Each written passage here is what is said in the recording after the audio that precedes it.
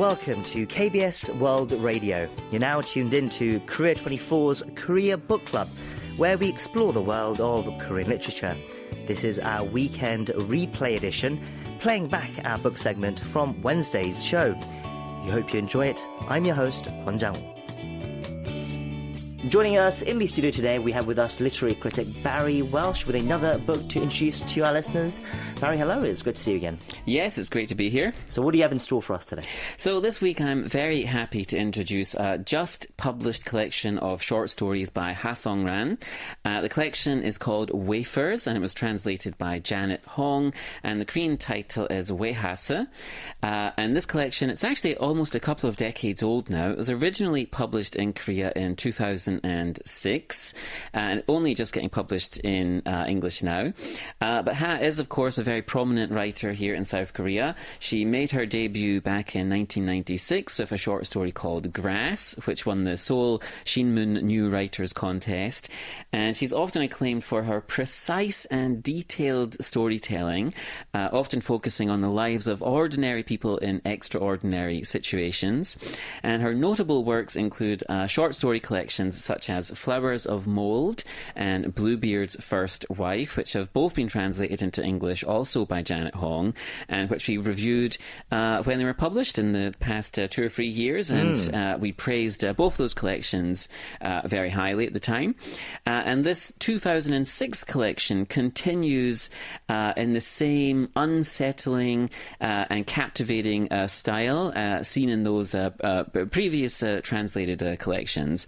So it's a very impressive and suspenseful collection. We see in these stories modern South Koreans, or South Koreans in the 2000s or up to 2010, grappling with themes of loss, the fallibility of memory, and the enduring impact of past traumas. And I'm very happy to say it's another excellent collection of stories, and fans of Ha, new and old, will not be disappointed. Okay, so once again, it's a collection from 2006, Yep. but only recently translated and published in English. So, what types of stories is Ha telling in this collection? Right, yeah, so there's a sort of tonal similarity you can detect in these stories, but they're all very different as well. So, for example, in House of Wafers, which I guess is the title story, we have a woman recently out of a relationship who returns to her deteriorating family home and reconnects with a neighbour from her past.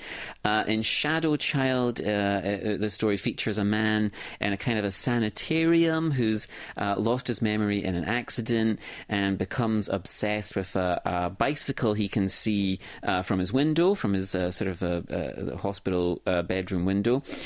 Daytime to Daytime follows a woman who travels to Switzerland to collect her husband's body after he died in an accident, and she has the support of a colleague who is secretly in love with her. In Button, a woman abducts her friend's child, suspecting her friend had an affair with her husband. And so throughout these stories, Ha intricately, delves into, reveals her characters' motivations, their histories, and a lot of these stories, they gradually unfold in often complex ways, and we see these sort of unresolved issues that the characters are facing sort of come to the surface again.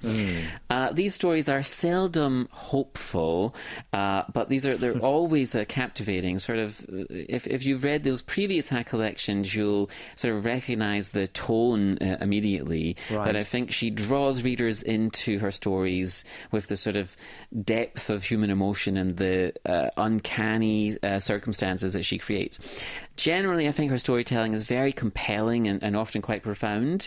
I think lots of these stories will leave a lasting impression on many readers, and it's overall just a very highly engaging collection, and I don't think it should be overlooked by anyone who appreciates thought-provoking literature. Right, so a variety of scenarios and stories then, it seems. They all also seem to have an element of, I guess, mystery about them as well, with revelations revealed as the story unfolds. I believe there is a theme to this collection as well, the impact of South Korea's rapidly changing society on people. How does Ha write about that in this collection? Right, yeah, so that does feature in this collection, sort of either indirectly or more directly, depending on some of the stories, but it seems to always kind of be lurking around the edges of the stories. And across the collection, they're very atmospheric and sometimes emotional stories, or deep emotions in these stories, but she does often explore this sort of rapid changing in Korean society, and then there's these an accompanying theme of loss. There's often some kind of loss that goes hand in hand with this change. So the title story, like we said, it features this woman who's reflecting on her past and this sort of act of defiance that she indulged in or engaged in. In 1984, a woman born that year juxtaposes her coming of age in Seoul with George Orwell's dystopian novel. Right, that's the title of the story, right? Yes, right. Okay. Yeah. And then there's other stories that are about nostalgia and urban change. We have stories like Deathbed and Daytime to Daytime that are about aging and grief. And then we have stories like That's Life and Autobiography, which have quite harsh and challenging themes. But throughout these different stories, we do see this sort of theme of people being impacted by changing circumstances, the changes in society. But Ha's very good at doing this. She depicts the sort of everyday minutiae of life very well, sort of very engaging about these sort of small details that she plants into the stories. Her characters are very well realised. We often have women who are burdened by the social expectations on them, but we also have men who are struggling with their roles in society. But regardless, they're often sort of depicted with tenderness and compassion. And overall, I think the collection encapsulates the struggles of individuals amidst cultural shifts which maybe they don't really understand or have any power over. And again, like I said, just consistently engaging with lots of depth and some realism and uncanniness as well. Right, so it's that, I guess, the dual element that seems to capture reader, the realism and empathy in the characters, how she brings all that together. Once again, it's called Wafers by Ha Seong-nan, translated by Janet Hong, and that was our pick for Korea Book Club this week. Barry, thank you for that recommendation, and we'll see you again soon. Take care. Okay, take care.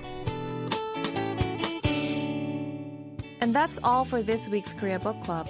You can check out more of the works we discussed on our website at world.kbs.co.kr. Join us again next week.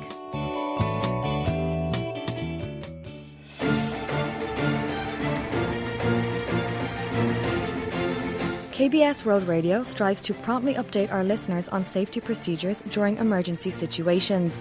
The following are recommended guidelines to follow in the case of an earthquake. During an earthquake, you're advised to stay indoors. Going outside could be extremely dangerous, as you could be hit by shattering windows or falling signs. While indoors, turn the gas off and go under a table or desk to protect your head. Refrain from using gas or electricity until after it is confirmed to be safe. If you're in an elevator, promptly get off and seek shelter. If you're on the street, cover your head with your hands or bags and stay away from brick walls and gates. If you're driving, stop your car on the right side of the road. Before seeking shelter, close your car windows and leave your keys in the ignition, then get out of your vehicle.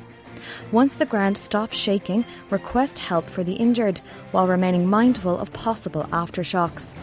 Please check our website at world.kbs.co.kr for up-to-date information and procedures.